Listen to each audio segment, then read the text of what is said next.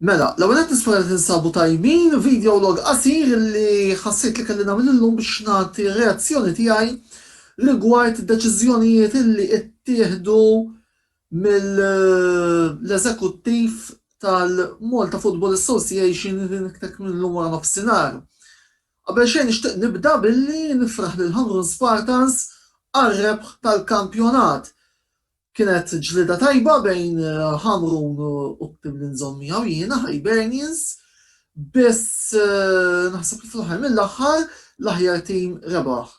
Iċċelebraw kif tistgħu, sfortunatament vera mhux il-mod ideali li wieħed jiċċelebra kampjonat minħabba l-lockdown li għaddejjin minnu imma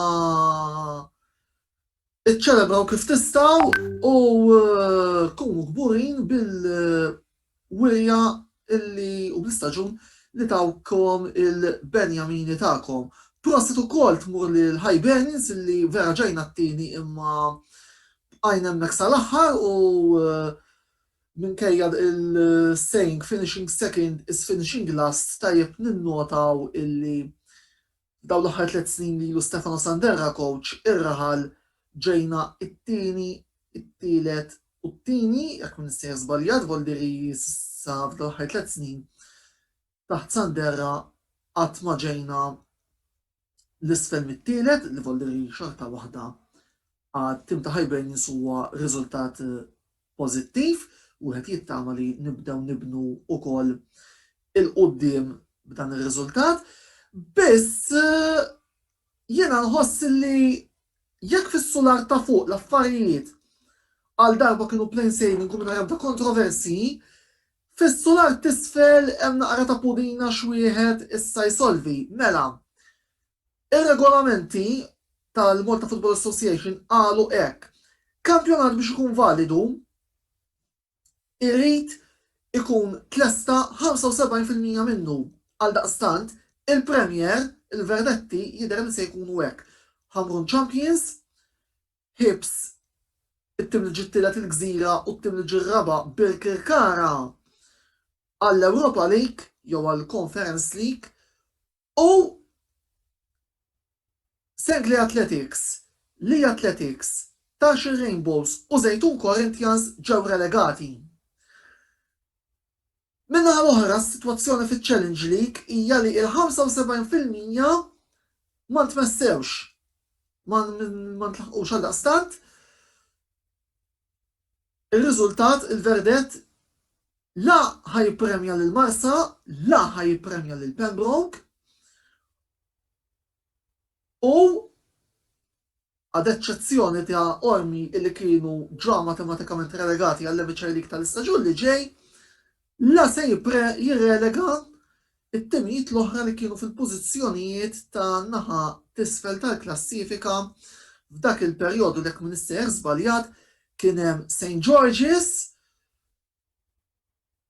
u jekk minister żbaljat kien hemm il-Luxol imma ngħidilkom issa ma tantx kelli ċans niċċekkja il-klassifika ta' Challenge League, jiġifieri se jkun inkun żbaljat. Sa dan it-tant tajjeb ngħidu wkoll illi Melita, Luqa, Rabat u Mġar illi telgħu mill-Leviċer League għal Challenge League għaldaqstant id-domanda li issa nixtieq nistaqsi l-uffiċjali tal-MFA li minn hawnhekk nixtieq insellmilhom ukoll hija din. Vera li d-darba mhux tortakom illi saret dil-pudina, parentesi żgħira, Malta l-unika pajjiż illi l-isport ġie mwaqqaf kompletament. Pajjiżi oħra b'lockdown fuq lockdown fuq lockdown u l-kampjonati kif qed naraw komplew. U din għandha tagħti ħsieb fuq kemm il-futbol Malti u l-isport Malti li qed jagħmel sforzi kbar u sagrifiċċji kbar biex erba' tim oħra jeqleb professjonali jew isir professjonali kemm jista' qed jiġi kkalkulat mill-powers to be. Imma fuq dik mhux se nitkellem iżjed nagħlaq il-parentesi hemm. Issa, x'se jiġri fiċ-Challenge League? Nispera biss illi mhux ġej xi kampjonat b'22 tim. Ġa 16 huma ħafna, aħseb wara 22. Alright, issa jidher li sorsi riplemmer fej qed jgħidulna illi deċiżjonijiet fuq kif se jiġu format il-kampjonat se jiġu mħabbra żjed tard, imma nispera li ma ssirx pudin għax 22 ħafna. Jiena fil-fatt l-ipoteżijiet illi qed nimmaġina jekk iċ-Challenge League se jżommuh b'22 tim, issa se jkunu hekk jew se jsiru żewġ sezzjonijiet iċ-Challenge League tinqasam fit-tnejn, żewġ sezzjonijiet ta' 11-il tim, jew inkella se jkollna 3 sezzjonijiet ta' waħda b'8 u 2 b'7 timijiet. Imma guys, nispera li m'hemm xi idea assurda qed tħewm u qed tiġi preparata biex jkun hemm diviżjoni waħda b'22 tim, għax għal Malta realistikament ġa 16 kienet impossibbli, aħseb wara 22 biex inkun netta verament kif naħsibha. Sa dan it-tant ukoll jidher illi Zejtum Lija u Tarxin Rainbows biex tkompli taxxaq kollox ħajappellaw mid-deċiżjoni ta' relegazzjoni anki fid-dawl tal-fatt illi kien hemm ġa regola stipulata mis-sajf li għadda illi il-Premier League is-sena d-dieħla irid isir b'14-il tim. Jiġifieri naħseb din se tkun il-bidu ta' soap opera illi jista' jkun ħanisimgħu ħafna fuqha fil-ġranet li ġejjin. L-awgurju tiegħi f'dan l-istadju huwa tnejn. L-ewwel nett illi any decisions illi ser joħorġu mill-Millennium Stand joħorġu sensati, speċjalment fir-rigward taċ-Challenge League. Għaliex nerġa' ntenni ma jistax ikun li kampjonat jintlab b'diviżjoni waħda u b'22 tim.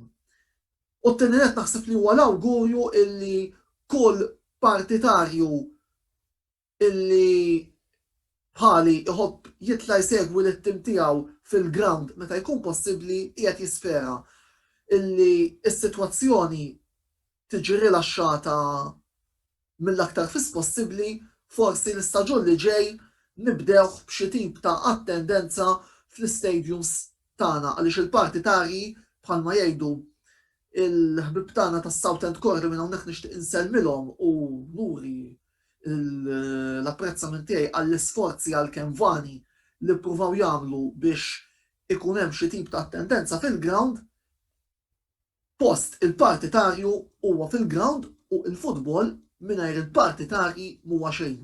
Jiena lista se nqaf hawnhekk, inkitbu fuq dan l-istazzjon ta' YouTube għal iżjed videologs ta' din ix-xorta, nfakkarkom li l-video log li jmiss ser joħroġ nhar il-Ħadd wara l-partita interkaljari. Komplu segwu il-kontenut ġurnalistiku qed joħroġ fuq Facebook kif ukoll fuq is-sit uffiċjali. Se jkun hemm is-sigla finali fit-tmiem dan il-programm li qegħdin nagħmlu qasir. Kif tlestu minn dan kollu, għamlu li xjaten tridu.